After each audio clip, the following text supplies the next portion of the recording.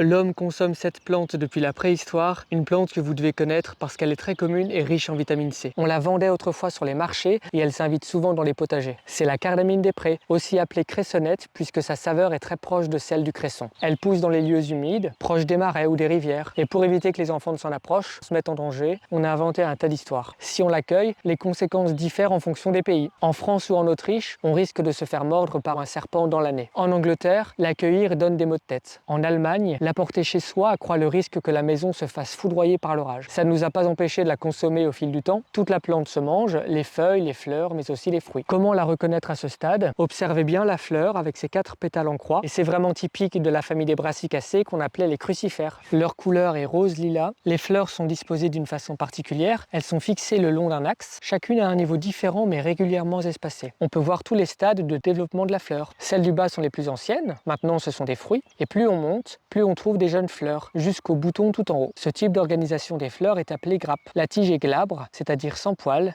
et il y a très peu de feuilles. Ces dernières alternent malgré tout sur la tige. La feuille est composée de plusieurs segments qu'on appelle folioles. Chaque foliole est étroite et la foliole terminale est plus longue que les autres. On observe déjà les fruits, caractéristiques là aussi de cette famille. Ils renferment des graines à la saveur piquante comme la moutarde. C'est une plante hôte de plusieurs espèces de papillons comme l'aurore, alors personnellement j'évite de l'accueillir, mais c'est bon à savoir.